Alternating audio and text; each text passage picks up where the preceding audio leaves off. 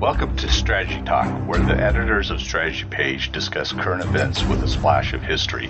I'm Dan Masterson, host of Strategy Talk. With me today is the editor of Strategy Page, well-known military author and game designer Jim Dunnigan. Also joining us is the associate editor of Strategy Page, columnist and author Austin Bay.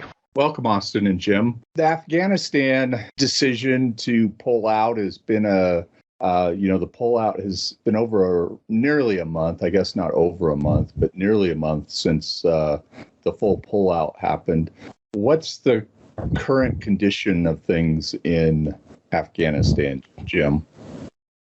Chaos. As we explained, before this, for years, that there's always been a division within the Taliban, and now, even Pakistan is admitting it. They managed to go in there. They sent in General Hamidi. Well, they didn't actually send him in. That's another problem I'll get to. The head of the ISI, to make sure that the new government of Afghanistan was stacked, as it were, with pro-Pakistan, people. That led to gunfire at one point. One of the anti-Pakistan worthies was apparently wounded, but got away alive. Pakistan got what they wanted. But then General Hamid, when he went back to Pakistan, was summoned to Army headquarters and told to appear before the adjutant general as the chief legal officer in the military. And before he could enter the compound, his flag was removed from his car, saying that he was, ISI commander. And he marched into the adjutant general, who said, "You're being charged with insubordination," because basically all of his visits and actions in Afghanistan after the Taliban takeover, as it were not authorized. And so, he immediately was allowed to leave, and he went back and basically petitioned the commander of the military for a pardon, which was granted apparently on condition that he basically follow orders in the future. Now, what that bodes, who knows? But Hamid has been humiliated, as it were.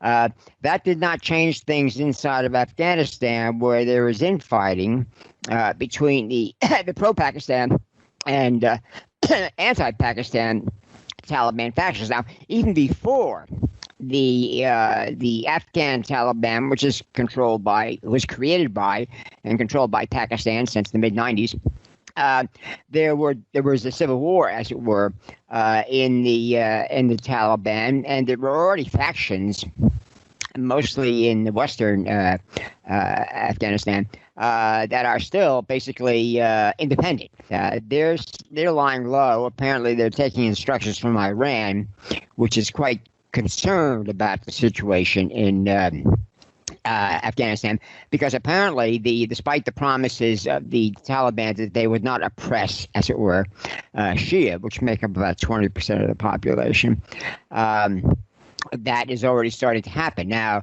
the Taliban insist that this is being done by dissident elements. They're blaming it on former soldiers of the previous government. Of course, a lot of those soldiers had already been bought off by the Taliban and were informally members of the Taliban. Now they're officially members of the Taliban, and they see that as a license to steal. So they're roaming around various cities, seizing the cars and the homes and whatever else they can carry away as their reward for, loyal or being on the right side, as it were, of this takeover. Pakistan is now pleading poverty for Afghanistan because we've frozen their assets, as it were, which is all, American aid money, $10 billion worth in foreign banks. The Taliban then went to Europe and, basically pled poverty. Hey, this health system, the education system, all these things that were existing when we took over are now falling apart. Well, partially they're falling apart because of Taliban orders. For example, women can no longer go to school. They said they can go to university, but in separate classes. They basically stopped education for women at the age of once they reach the age of 7. In other words, they get basic literacy if they're lucky. And the amputations are taking place again for thieves that are caught or anyone who displeases the Taliban. So basically, the country is more out of control than when the Taliban were not in power, and it's not going to get any better. A basic problem, which is different from 2001, when the Taliban, were run out, within a month, is that people have come to realize that a lot of people denied it. That at first they saw the Taliban, because these are basically Talib means religious school students, and Taliban is the plural.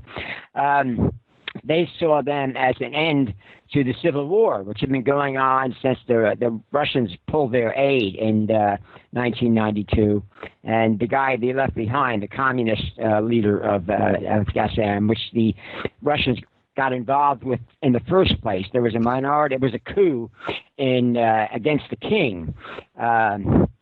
In 1979, and a communist government took over, pro-Russian, obviously, or Russian-backed. It wasn't so much the majority of Afghans who were rebelling against a communist leadership, although that was a big part of it because the communists were avowed, anti-religion, but that the arrangement that had brought relative peace to Afghanistan for about 200 years, whereby they formed a kingdom where the king or the king was always a pushtun, and they would hold jirgas. These are convocations of the senior tribal and religious leaders would basically so they had basically a religious dictatorship, but the deal was the tribes were left to do whatever they wanted to do, and the king, the Kabul, would handle foreigners, and that was pretty successful. Then Russia got greedy, and it went downhill from there. Now, that means that the Taliban have basically perpetuated a 4-decade-long war, and it's not over. They said, hey, if we take over, peace will come to Afghanistan. Well, not only did peace not come to Afghanistan, but the tremendous advances in GDP, in healthcare, in education, literacy rates went up.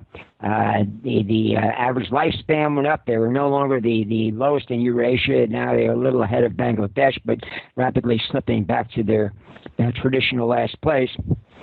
That's disappearing. Now, as we pointed out in Strategy Page over the years, a lot of people who made enough money basically got out. So a lot of these refugees you saw coming in for the last 20 years were Afghans who were basically doing well, but they realized that the bad guys could come back at any time. The Taliban were basically financed by the heroin cartels, as I call them, because that's what they are. They still are at the mercy, not just of the Taliban, but of Pakistan, because the deal with the drug gangs was they would not only pay off the Taliban, and they did pay a lot of their bills, but they also paid enormous quantities of cash to the Pakistani military, or ISI, in order to get the necessary chemicals and the explosives later smuggled in through one of the two major gateways. One of them is opposite, Helmand. It's on Helmand province border in Baluchistan, and we complained about that. They were constantly moving in these chemicals for opium into heroin, and nothing was being done about it. Pakistan was eventually called out, and their aid was cut in 2018, and things have been rough for Pakistan ever since. The Pakistanis hope to basically be the good guys here, but they are at risk, as it were, of being tagged as a blacklister. In other words, someone who is definitely a supporter of international terrorism, which they've been doing in Kashmir in India and elsewhere in India for over 30 years. So, there are no winners in this particular change of government. The original plan, which was going to have all American troops removed by May 1st, which was changed, to September 11th.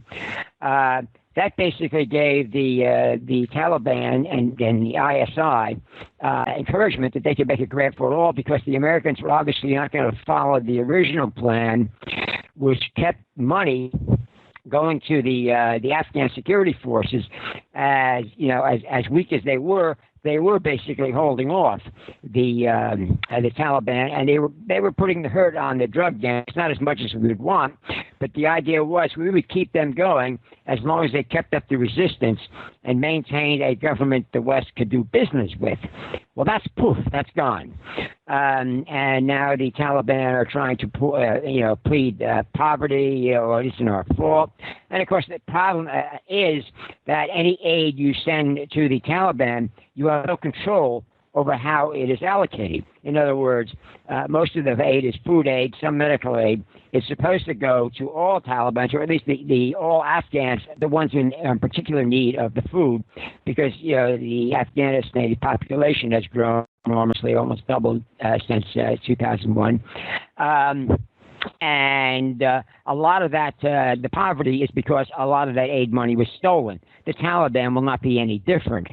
So I think the Taliban raised about $1 billion in aid. Whether or not all of it will be delivered remains to be seen, because a lot of European countries are finally realizing that they're on the wrong side.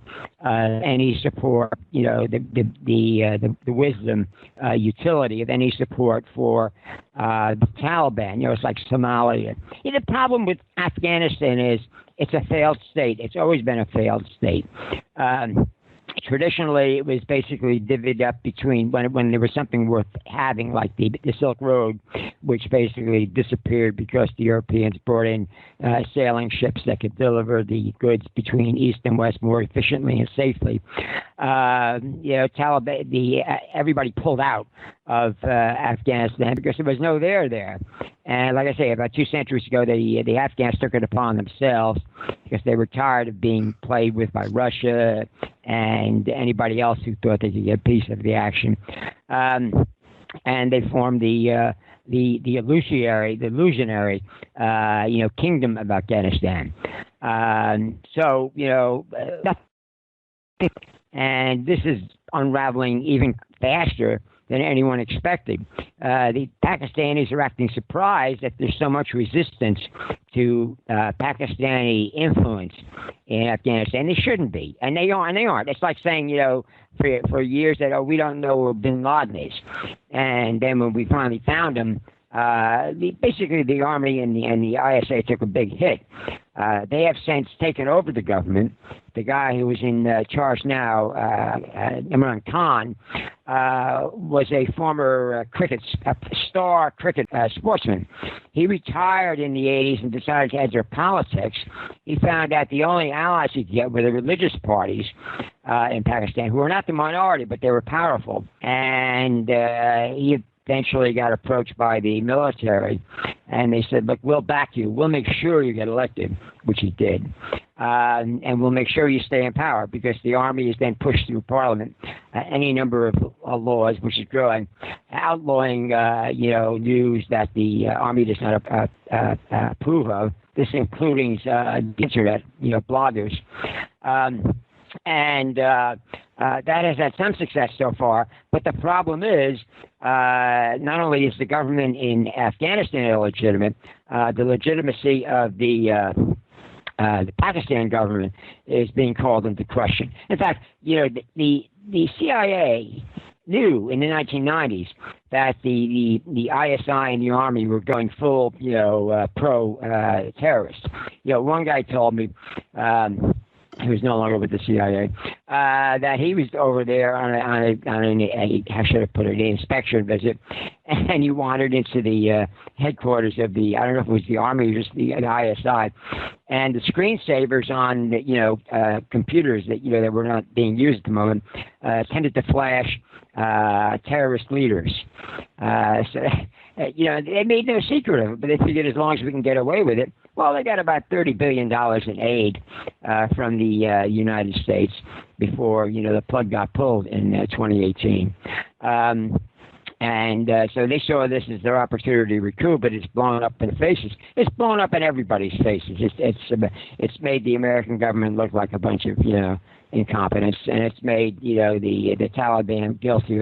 China, which is supposed to be the possible savior of Afghanistan, because they already had deals, as it were, with the former government to basically exploit the mineral wealth, which is apparently worth over $1 trillion. But nobody could ever get it out, and nobody's ever going to get it out. The Chinese were waiting for some sort of order to be restored, and they're still waiting. They're not going to go in. They're not going to help. This is how they operate, unless they can get something approaching the security they've managed to force from the Pakistanis, where the Pakistanis have basically established a separate army of 30,000 troops just to defend Chinese workers. Now, here's another thing that really is unhappy, makes Pakistanis unhappy. More and more Chinese workers are coming in to basically do this Silk Road work and whatnot. And the current estimates are that by, in the next 4 years, there'll be about 5 million Chinese in Pakistan. This is unpopular because now they're saying, well, we're basically a subsidiary of China Incorporated. Of course, now China has its own problems. The long-awaited or long-feared, real estate bubble is starting to burst, as it were. There's one, the second largest corporation, as it were, in China, has about $300 billion in bonds they can't pay off. They managed to squeeze by, scrape up enough cash with a little help from the government to pay off the ones that came due now, but there are more coming due, and the Chinese government is being watched very carefully. Are they going to try to rescue? In other words, it's the old too big to fail problem. But the problem is, and they know from observing what happened to Japan in the 1990s, the real estate bubble, basically slowed down the Japanese economy for considerably. They were predicted to be the biggest economy in the world, et cetera, et cetera. Well, that came to a screeching halt, and they managed to how should I put it, tame or prevent a total meltdown, but that required a long-term plan, which they're still carrying out. The Chinese basically tried to set up their own, but they found out that one of the 4 banks they had established to do that was run by a guy who was a trusted, senior official who was totally corrupt. He had stolen over $100 million, and they executed him earlier this year. So everybody's got problems.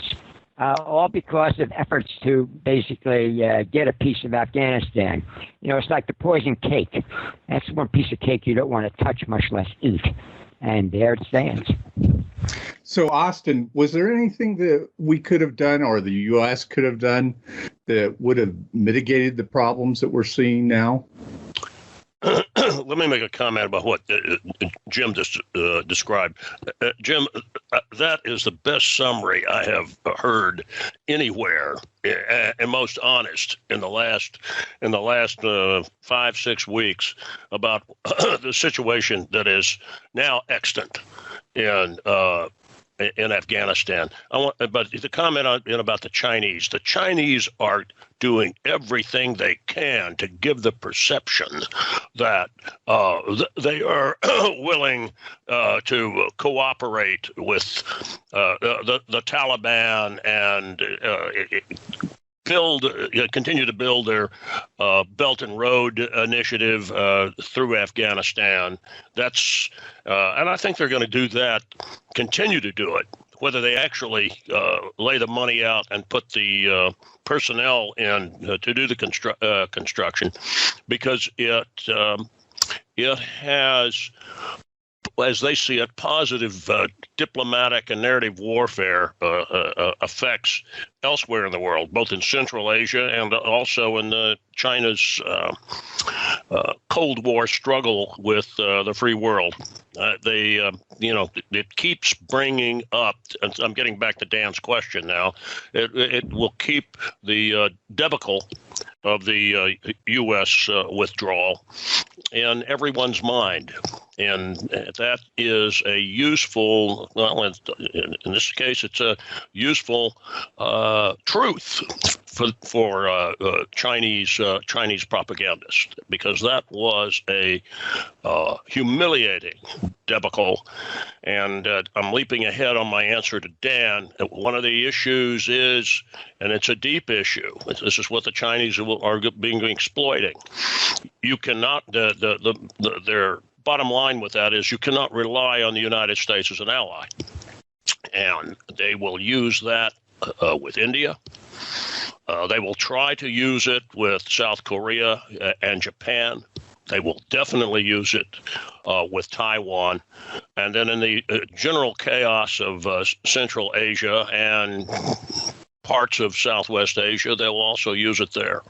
And that is, in my view, one of the near term, midterm, and I don't know in the long range, there are ways for the U.S. to recoup. But near term and midterm, that is a diplomatic advantage for the Chinese. All right, and to get back to your question, the answer, Dan, is yes. And I've written about this. Heck, I've got it somewhere in here because I was going to go and, yeah, here it is. Non-combatant evacuation operations, NEO. There is a joint pamphlet on it that shows you exactly how to do it. I was involved in a practice small level NEO exercise. I think the first one was in 1975 when I was a lieutenant in Germany. It was one where be getting families out of West Germany in anticipation of a Soviet attack.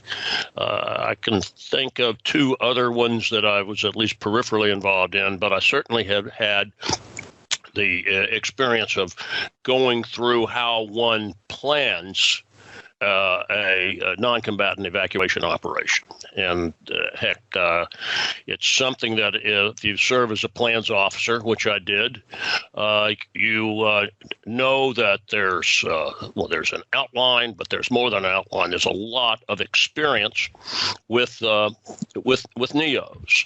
Now, most of the ones that I'm familiar with are they're much less complicated and they're much less smaller scale than Afghanistan.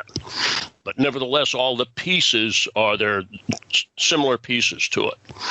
And before I start this, it's much easier if you've got a coastline or a seaport, because then you have naval capacity and Navy helicopters, carriers, amphibious assault ships are absolutely ideal for it. But you also can extract people, personnel, equipment on ships.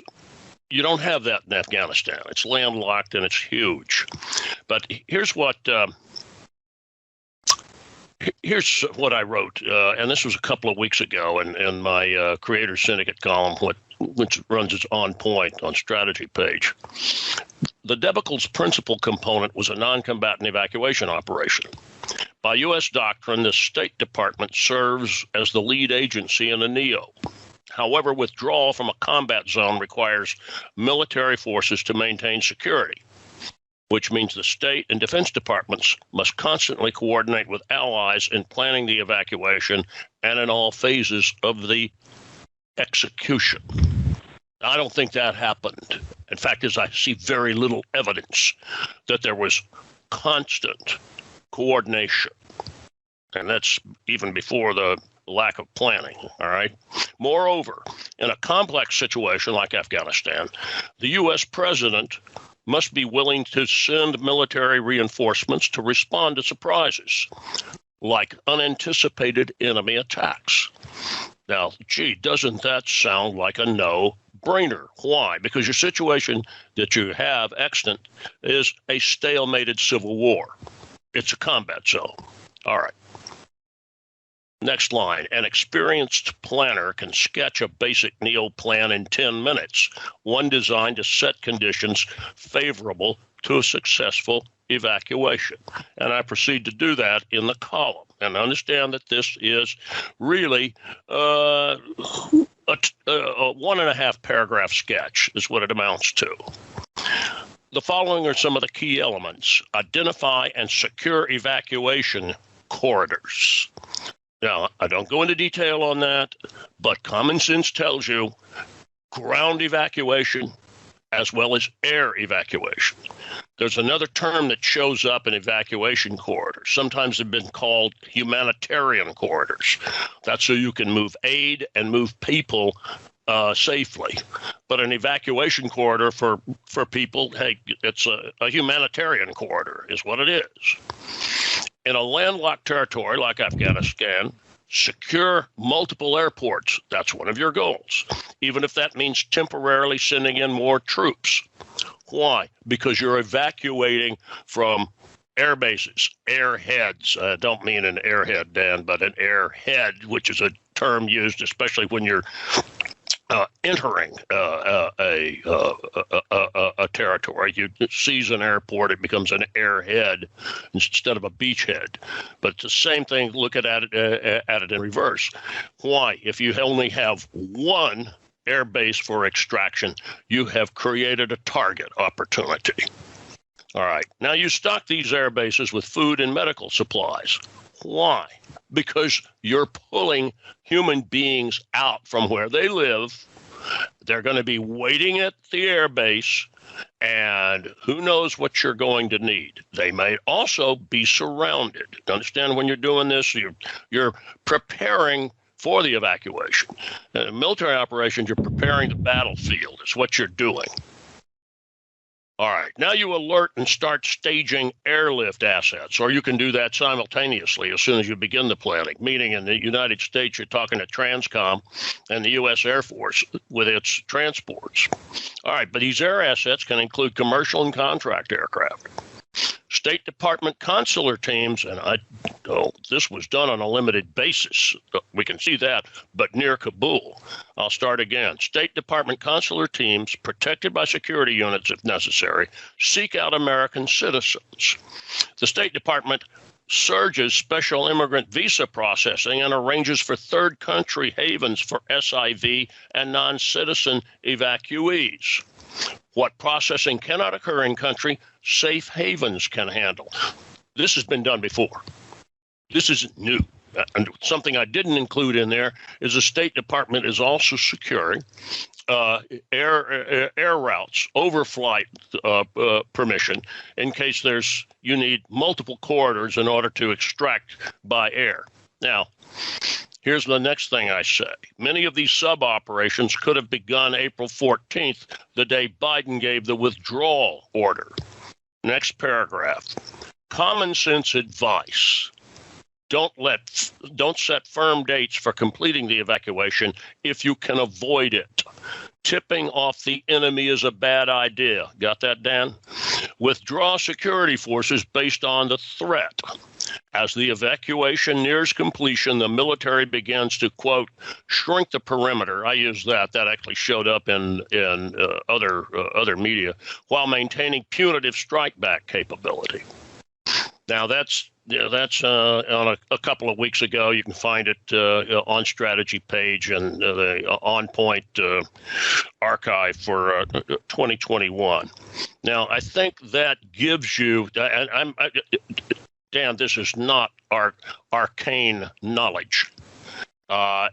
Without playing, hey, I told you so, I got about 3 emails in the middle of July one from a reader, who, and then a couple from friends of mine said, Austin, what should we be doing?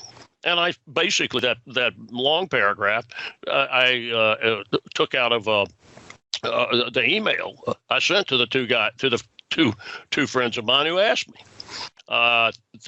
It's not a secret. Why was it not done?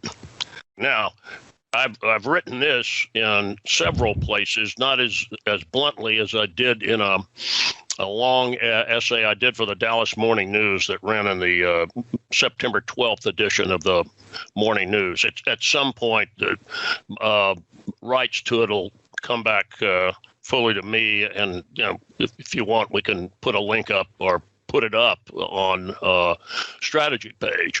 It was supposed to be when I got the phone call from the editorial page editor, a look back over 20 years at Afghanistan, and in part because the Morning News ran a column I wrote on 9/11, my Creator Syndicate column, which I got to my editor in L.A. about 2 or 3 in the afternoon Central Time, so it was on the Associated Press wire, and a bunch of newspapers around the country ran it the next day, the Morning News among them. But this editorial page editor had read it, and she thought it was prescient, quite accurate. Why don't you write a longer one, maybe 1,000, 1,200 words, and do a look back? And I said, sure, I'll do it. And that was about the middle of July. As things, it's clearly things are not going well. But by the time I had sat down to write it towards the end of August, I had to write a completely different kind of essay. And one of the things I highlighted in there is the Reuters report that really came out. I included it because the Reuters report came out, I think, on the 31st of August, and I had to turn this in on the 2nd of September, was an extract from a July 23rd phone call that Biden had with the then Afghan President Ghani, where he said, you got to change the perception. Everybody, it seems everything's going wrong. You got to, basically, he was telling him to act like everything was okay. In other words, political optics, narrative overrode how to conduct, and also have the flexibility to respond to conditions by leaders. They had a scheme laid out.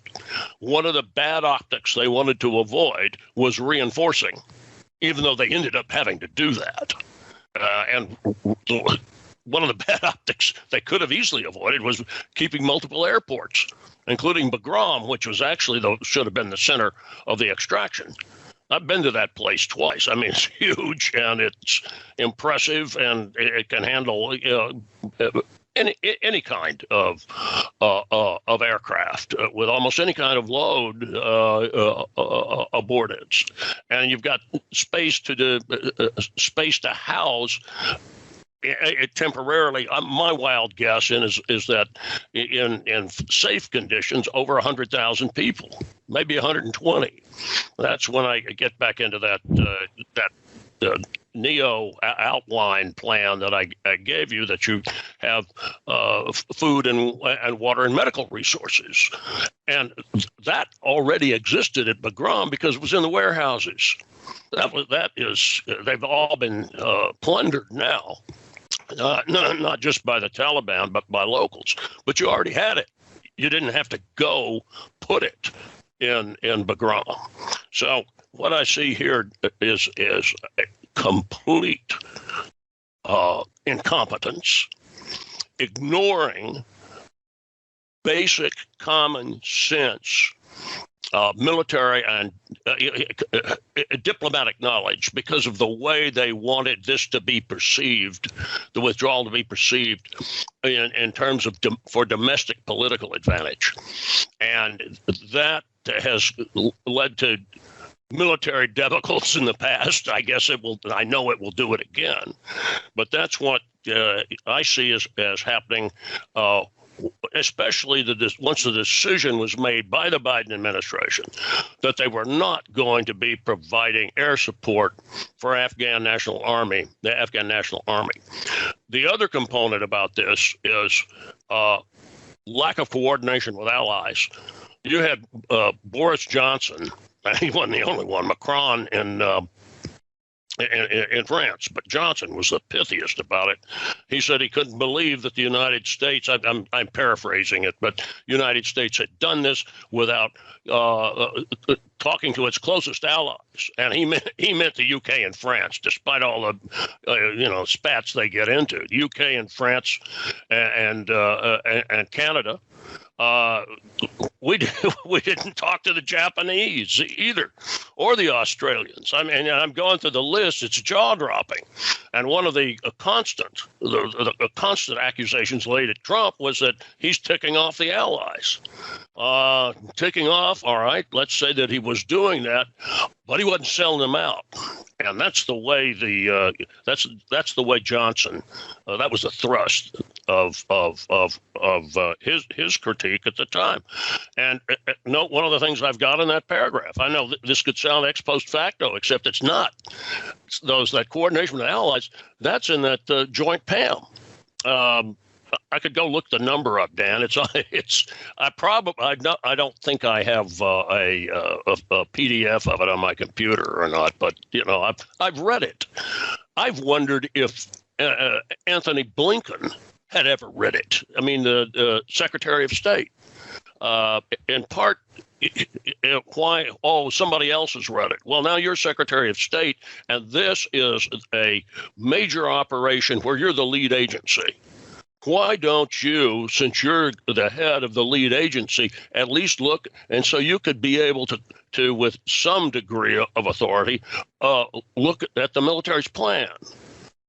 I don't know that he wanted to. Now, I'm speculating now, but I listened to about 3 hours of his testimony before the Senate, and there were a lot of deer in the headlight moments. So, I already hit it, picking up on what Jim had said about the chaos and complication there, about how I see the Chinese using the debacle to their political advantage, but and I just don't see the UK and Australia and Canada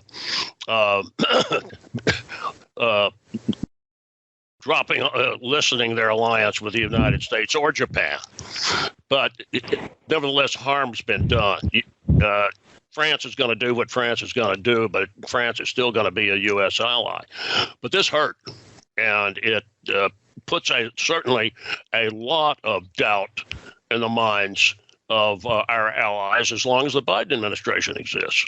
And especially if there's no personal political penalty for the incompetence and possible dereliction of duty. So one other thing I'll add before we move on, the statement that we're going to conduct over-the-horizon counter-terror operations. You can do that if you've got a coastline like Somalia. In part because you can quickly land and retrieve on the ground special operations personnel to coordinate with local intelligence assets on the ground. You can have all kinds of airborne, spaceborne surveillance, but it still takes a long time, relatively speaking, for a missile.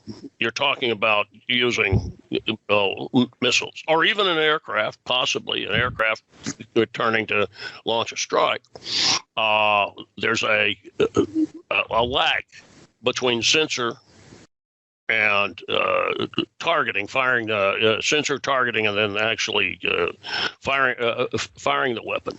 And there is also a vast room for making mistakes, and at least one, probably both of the strikes that were launched that were supposedly killed ISIS-K terrorists.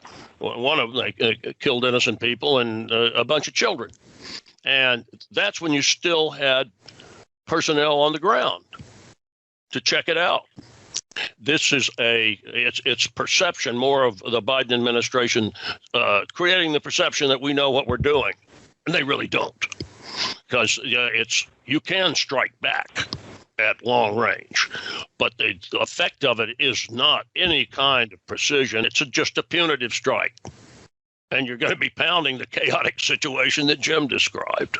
So I think I'll turn it back over to you and Dunnigan now. So, Jim, the chaos will continue until, or is this forever? Well, in Afghanistan, things can get infinitely worse. The Afghan pledge to keep foreign terrorists out is obviously false. There have already been attacks in Afghanistan, which ISIL or ISK, Islamic State, Khorasan province, have taken credit for. There's also been attacks which are being blamed on dissident factions of the Taliban. The Panjshir resistance, as it were, the Masouds, they basically are still active, but they're basically bowing out, because when they tried to hold on to the Panjshir Valley, they found themselves under heavy attack from Pakistan. Now, that's been denied. But Panjshir Valley is close enough for Pakistani UAVs and other aircraft to come in there and provide air support. And they basically decided, with no outside support yet, they might as well just pull back and wait for the situation to become more favorable. I mean, that's what happened in the late 1990s. The Taliban were getting, less and less able to control what parts of the country they did control. In fact, they were still hosting Al-Qaeda, and one way Al-Qaeda paid its way, as it were, was most recruits who had passed through Al-Qaeda training had to serve a few months in what the Taliban called the Arab Brigade. These were used to attack dissident Afghans, and it was better to do it with the Arabs, because if they used, first of all, they might not get Afghans willing to do it, and if they did, they weren't going to start a feud between tribes. That's one reason why the tribes try to avoid getting involved with wars with each other. And more, the Afghan Taliban are going to realize that they have to fight Pakistan, and Pakistan can't afford a fight. So it's going to evolve into a more chaotic and more violent situation. And the key, as it has always been, is Pakistan. Pakistan is coming up with the next review as to whether or not it gets on the foreign supporters of terrorism blacklist. They're on the gray list now, but if they go on the blacklist, they basically are locked out of the international financial system, and the China are going to bail them out. All their lenders, so to speak, they no longer have any credit, whether it be from the Saudis. Iran never had any money to help them. But Iran is apparently, Iran had already, before this happened, had started forming a Shia militia recruited from the thousands of Afghan Shia who had volunteered to be mercenaries in Syria. Now, at one point, the Iran offered to settle these men and their families in Syria, but they said no thanks. We'll take our chances back in Afghanistan. That worried the Iranians, but then they realized it's an opportunity. They had already been giving some support to dissident Taliban factions, which was admitted as where that was a known factor. And there's apparently more of that. But the Iranians basically are waiting for the situation to develop to the point where they can really, gain something by committing, as it were. But they did the same thing in Yemen for years before they actually came out and said, yeah, we're running it. And, of course, for the last year or so, the Yemeni Shia rebels are literally being run by an a former Quds Force. General Quds Force is the force of the Iranian Revolutionary Guard Corps that protects the religious dictatorship and basically specializes in managing, foreign interventions. And currently, these are going on in Syria, Lebanon, Iraq, and Yemen. They're not going well. In fact, they had their budget cut sharply after 2018 when the economic sanctions came back, and they still haven't recovered from that because they lost a lot of people, locals, because they can no longer pay their salaries.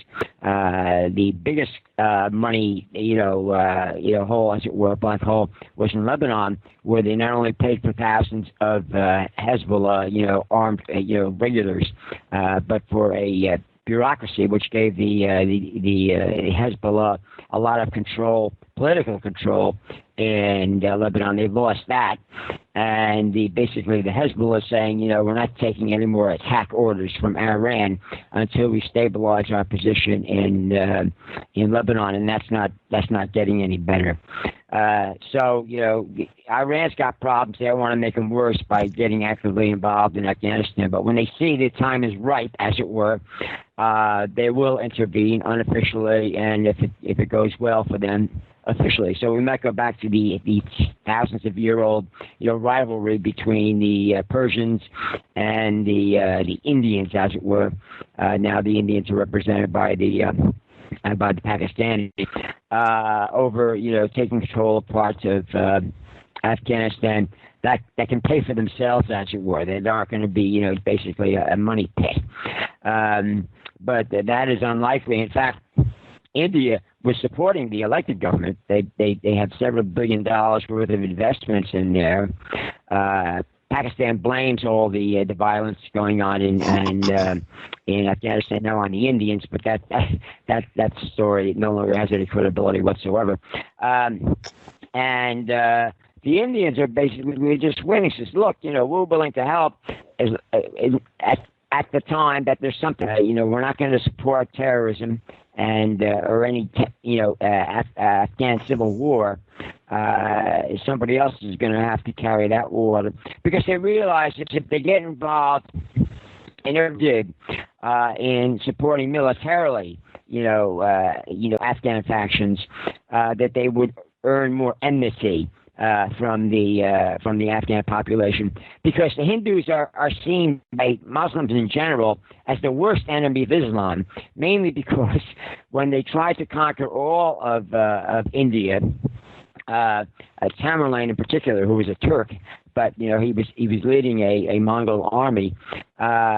They basically made their best effort, and they couldn't conquer the entire country.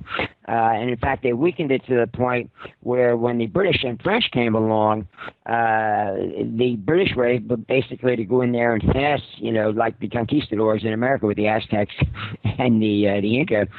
They basically, went to different factions and made deals and what have you. And they basically took control of the country for about a century, without a heck of a lot of damage, and actually improved the country because they basically unified it for the first time and started the Industrial Revolution, which India was nowhere near getting started, in the late 19th century or even the early 20th century. So the National Railroad of India, a lot of the economic aspects of it, they can trace right back to the British. So they no longer complain about the British. It's not as fashionable as it used to be to complain about the British, because basically, as conquerors go, the British would often do more good than harm. But it is always unpopular. If we're going to be ruled by tyrants and bloodthirsty tyrants at that, we'd rather they be our own, not some foreigners, and that's something that's universal. So that's why, none of the people involved, the external factors, especially Pakistan, want to get directly involved in Afghanistan. And they're going to basically, right now, allow the Afghans to fight it out among themselves. And basically, the Afghans are desperate for aid, and they're basically taking the plea that, hey, we killed our parents, we're orphans, we need help. And a lot of, like I say, a lot of the foreign aid donors, the major donors, especially the United States, but also Europe, they're realizing that doesn't really work. It didn't work in Somalia. That's where Somalia lost a lot of its foreign aid. It didn't work in Yemen, where Yemen lost a lot of its foreign aid, because it was basically most of it was going to financing the Iranian-backed Shia rebels. So it does not look good for Afghanistan. Of course, it's never looked good for Afghanistan in times of tumult. A lot of Afghans are now, wistfully referring to the good old days when somebody else was in charge. And they may eventually get their wish, but it won't come easily or bloodlessly. Dan, let me add something to that. Yeah, quickly. Okay, look, there's going to be a ton of problems created by at least the notional control of the Taliban. Get the latest out, in the last 24 hours is that senior leaders are calling for, more executions and amputations for crimes, cutting off hands, fingers, and the like. And you're going to have something that, boy, this would go back about 20 years, the Bamiyan effect. Remember the Bamiyan Buddhists that were blown up, which were, they were a UNESCO world artifact. I forget the way the term treasure, and they really were remarkable sculptures. And the Taliban used them as for target practice because, well, it gets back to what Jim was saying. The Hindus are their real deep enemies. By the way, the Pakistanis are Indians. They just happen to be Indians. Most of them are Indians. I'm talking about in Sindh, Punjab. They just happen to be Muslims. That's been okay. They're Muslims, so some of the Muslim radicals can make common cause with them, but they still happen to be ethnically Indian. But to get back to what the Taliban leadership is going to be up to, that is going to occur. You're going to see amputations and executions. They're already going on, and you'll see occasional, they're for display to show how radical they are. They'll find some non-Islamic target, and they'll destroy it. I don't know what they're going to do this time. Maybe they'll go back and shoot at Bamiyan again, even though that really burned them. So that's what I mean, the Bamiyan effect. It's they're going to do that, and they're solidifying their very small Islamic radical zealot base, but the rest of the country is you're not doing anything for us. And so we may have to do something for ourselves. As Jim's outlined a situation where the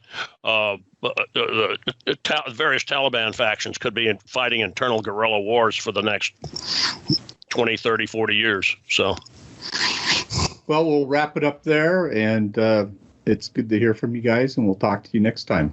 Take care, Dan. Bye. Bye. Take care. Bye-bye.